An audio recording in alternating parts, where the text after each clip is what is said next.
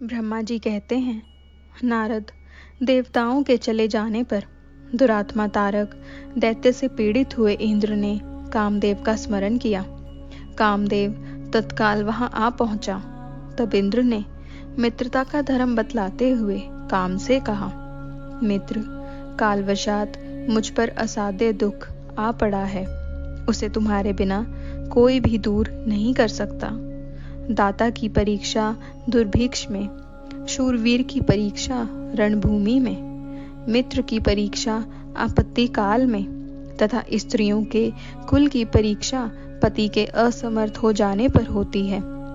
तात, संकट पड़ने पर विनय की परीक्षा होती है और परोक्ष में सत्य एवं उत्तम स्नेह की, अन्यथा नहीं। यह मैंने सच्ची बात कही है। मित्रवर, इस समय मुझ पर जो विपत्ति आई है उसका निवारण दूसरे किसी से नहीं हो सकता।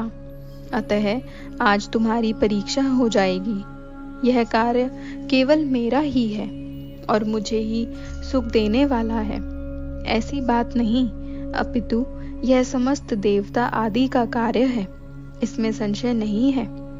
इंद्र की यह बात सुनकर कामदेव मुस्कुराया और प्रेमपूर्ण गंभीर वाणी में बोला। काम ने कहा, देवराज, आप ऐसी बात क्यों कहते हैं? मैं आपको उत्तर नहीं दे रहा हूं। लोक में कौन उपकारी मित्र है और कौन बनावटी, यह स्वयं देखने की वस्तु है, कहने की नहीं।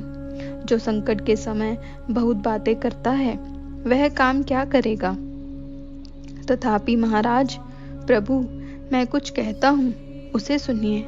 मित्र, जो आपके इंद्र पद को छीनने के लिए दारुण तपस्या कर रहा है, आपके उस शत्रु को मैं सर्वथा तपस्या से भ्रष्ट कर दूंगा।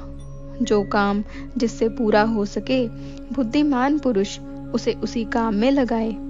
मेरे योग्य जो कार्य हो वह सब आप मेरे जिम्मे कीजिए। ब्रह्मा जी कहते हैं, कामदेव का यह कथन सुनकर इंद्र बड़े प्रसन्न हुए। वे कामिनियों को सुख देने वाले काम को प्रणाम करके उससे इस प्रकार बोले। इंद्र ने कहा, तात, मनुभव, मैंने अपने मन में जिस कार्य को पूर्ण करने का उद्देश्य रखा है उसे सिद्ध करने में केवल तुम ही समर्थ हो। दूसरे किसी से कार्य का होना संभव नहीं है। मित्रवर, मनुभव काम जिसके लिए आज तुम्हारे सहयोग की अपेक्षा हुई है उसे ठीक ठीक बता रहा हूँ। सुनो।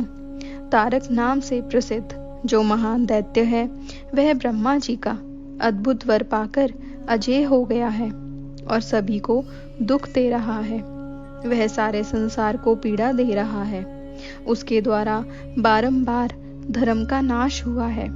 उससे सब देवता और समस्त ऋषि दुखी हुए हैं। संपूर्ण देवताओं ने पहले उसके साथ अपनी पूरी शक्ति लगाकर युद्ध किया था, परंतु उसके ऊपर सबके अस्त्र शस्त्र निष्फल हो गए। जल के स्वामी वरुण का पाश टूट गया। श्री हरि का सुदर्शन चक्र भी वहां सफल नहीं हुआ। श्री विष्णु ने उसके कंठ पर चक्र चलाया, किंतु वह वहां कुंठित हो गया। ब्रह्मा जी ने महायोगीश्वर भगवान शंभु के वीर्य से उत्पन्न हुए बालक के हाथ से इस दुरात्मा दैत्य की मृत्यु बताई है। यह कार्य तुम्हें अच्छी तरह और प्रयत्न पूर्वक करना है। मित्रवर, उसके हो जाने से हम देवताओं को बड़ा सुख मिलेगा। भगवान शंभु गिरिराज हिमालय पर्वत पर उत्तम तपस्या में लगे हैं। वे हमारे प्रभु हैं, कामना के वश में नहीं हैं, स्वतंत्र परमेश्वर हैं। मैंने सुना है कि गिरिराज नंदिनी पार्वती पिता की आज्ञा पाकर अपनी 2 सखियों के साथ उनके समीप रहकर उनकी सेवा में रहती हैं। उनका यह प्रयत्न महादेव जी को पति रूप में प्राप्त करने के लिए है, परंतु भगवान शिव अपने मन को संयम नियम से वश में रखते हैं। मार, जिस तरह भी उनकी पार्वती में अत्यंत रुचि हो जाए, तुम्हें वैसा ही प्रयत्न करना चाहिए। यह कार्य करके तुम कृतार्थ हो जाओगे और हमारा सारा दुख नष्ट हो जाएगा। इतना ही नहीं, लोक में तुम्हारा स्थायी प्रताप फैल जाएगा। ब्रह्मा जी कहते हैं, नारद, इंद्र के ऐसा कहने पर कामदेव का मुखारविंद प्रसन्नता से खिल उठा। उसने देवराज से प्रेम पूर्वक कहा, मैं इस कार्य को करूंगा, इसमें संशय नहीं है। ऐसा कहकर शिव की माया से मोहित हुए काम ने उस कार्य के लिए स्वीकृति दे दी और शीघ्र ही उसका भार ले लिया।